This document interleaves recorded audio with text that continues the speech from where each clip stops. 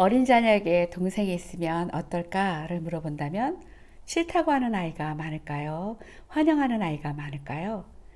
사실 아이의 생각이나 의사가 중요한 일은 아님에도 가족의 행복 지수가 우선인 요즘 세대에서는 출산을 통한 또 다른 가족들의 등장이 부부에게나 자녀에게 삶의 질을 달라지게 하는 중요한 요인이죠.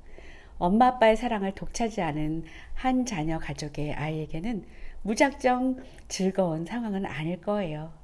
동생이라는 존재에 대해 한 번쯤 생각하고 긍정적 이미지를 갖고 있다면 좋은 이유를 더 많이 알게 되겠지만, 막상 누군가 자신의 세계에 등장하는 것은 자기 중심적 세계를 가진 이 연령대의 아이에게 절대 기쁜 일이 아닐 거예요. 어느 날 엄마의 품에 안겨 자신과 엄마 사이를 차지한 아가 동생에 대해 사랑한다는 생각을 자연스럽게 하는 아이는 없을 것입니다.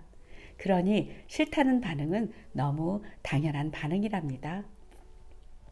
그래서 동생을 계획하는 부부는 자녀에게 의견을 묻기보다 동생을 맞이할 준비를 해주는 것이 필요합니다. 이런 주제를 잘 전달한 그림책을 소개해 드릴게요.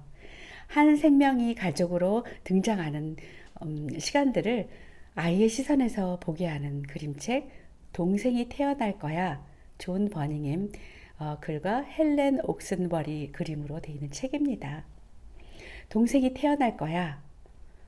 엄마에게 이 말을 들은 아이는 5살쯤 되었을까요? 이야기는 이제부터 동생이 태어나는 날까지의 눈에 보이지 않는 동생, 그러나 엄마의 뱃속에서 자라고 있는 동생을 가족이라는 세계로 맞이하는 과정을 담고 있습니다.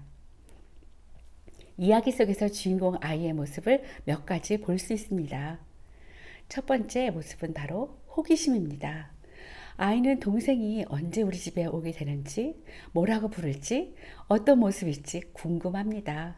그래서 자신이 하는 모든 일에 동생이 함께 있다가 없다가 이런 생각을 하면 좋았다가 나빴다가 합니다. 두 번째 모습은 갈등입니다. 동생이라는 존재가 주는 만족감과 상실감이 함께 존재합니다. 아이는 묻고 답하고 기대하고 낙심합니다. 신기하게도 주인공의 생활 속에 동생은 이미 들어와 있습니다. 세 번째는 거부감입니다.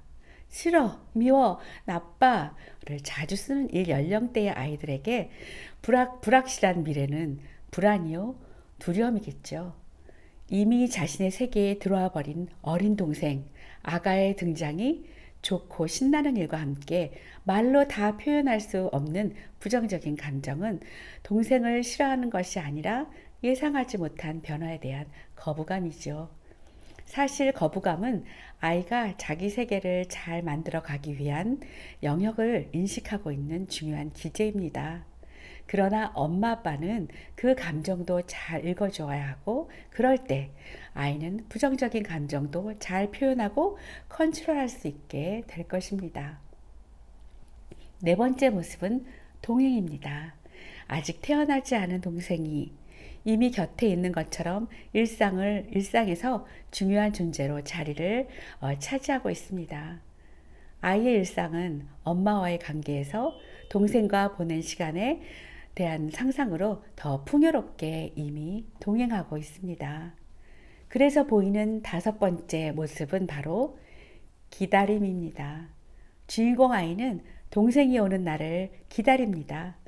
호기심에서 시작된 이 여정 속에서 자신과 떼어놓지 못하는 이 특별한 마음의 상태를 형성합니다.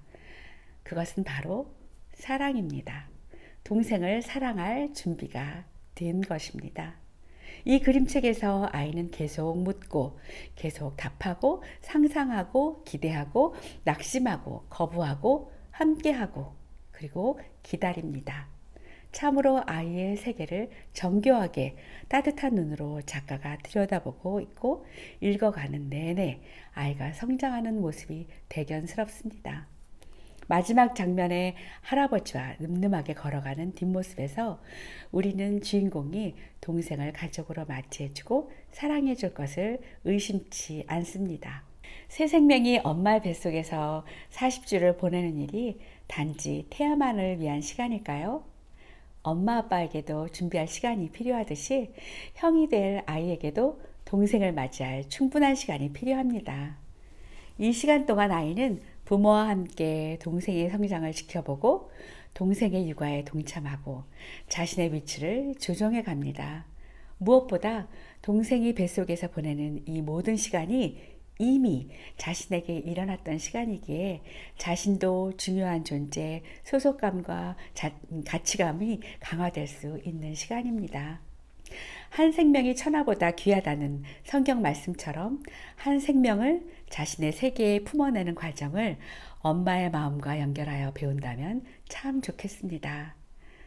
내 형제를 내 몸과 같이 사랑하라는 말씀을 따라 모든 생명이 자신처럼 사랑받는 존재요, 존귀한 존재라는 것을 일상을 함께 살아가는 가족 안에서 진하게 경험하면 참 좋겠습니다. 하나님의 사랑으로 세워진 가정에서 부모를 통해 그 사랑을 경험하고 자신을 채워가는 사람은 어떤 어려움이나 역경의 과정에서도 낭망하지 않고 주의 사랑을 기억하며 그 고귀한 가치를 담은 생명에 걸맞는 삶을 살아갈 것입니다.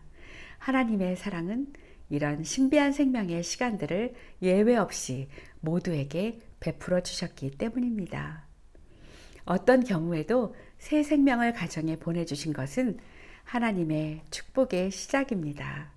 이 놀라운 축복이 엄마, 아빠, 그리고 아이에게 각각 충만하게 일어나기를 응원합니다.